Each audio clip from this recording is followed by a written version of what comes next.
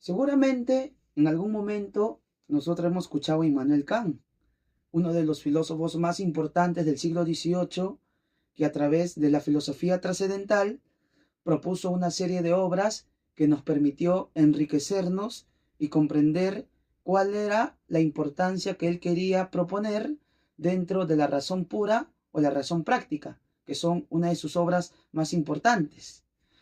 Cuando Kant quiere entender lo que es la filosofía en sus inicios, Kant entendía primero de que el conocimiento es universal, de que todo ser humano, al momento de construir su propia moral, comienza a proponer lo que es una intuición y un entendimiento.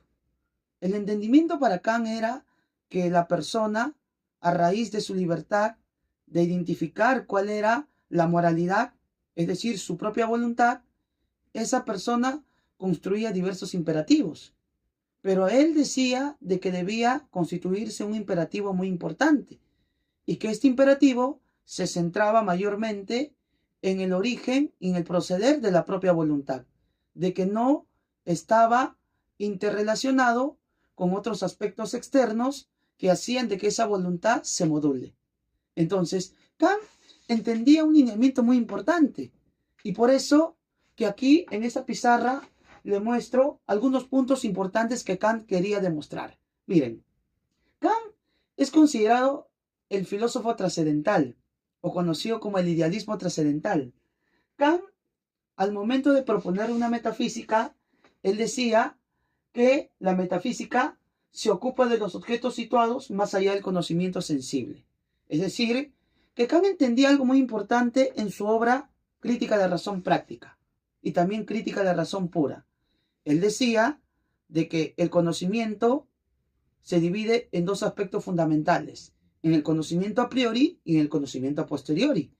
Para Kant, el conocimiento a priori era innato, porque no dependía o no procedía de la experiencia, sino de que era innato, de que esta razón constituía, era parte del conocimiento que era del ser humano. En cambio, el conocimiento a posteriori procedía mayormente de la experiencia. Y esta experiencia, a lo largo de toda la interacción que tiene el sujeto con el objeto cognoscente, le permitía dar un entendimiento sobre una realidad.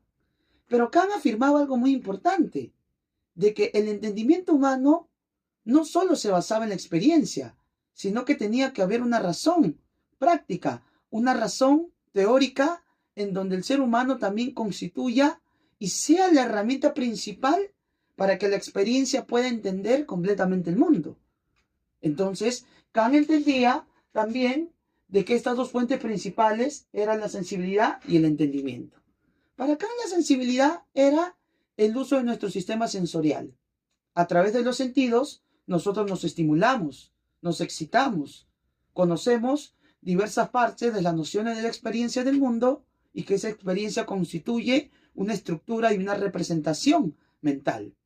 Pero Kant decía de que esa sensibilidad no necesariamente tiene que estar arraigada solo desde ese punto de vista, sino que también tenemos que buscar el entendimiento.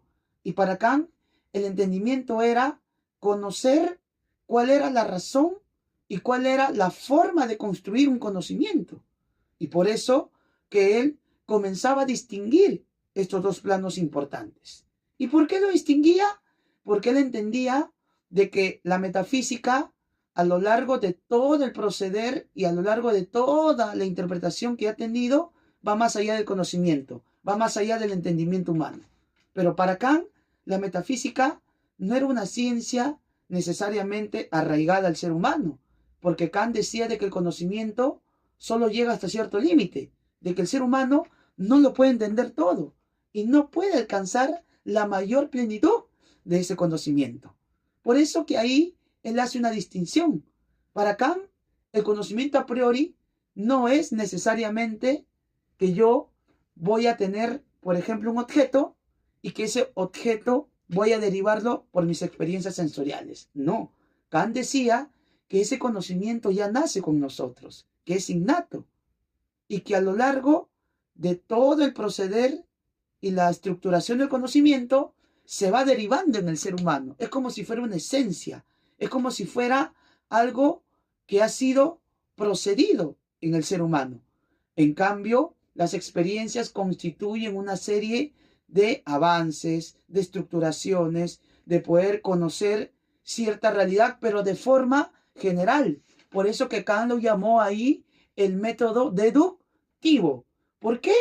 Porque el método deductivo va a proceder desde lo general hasta lo particular.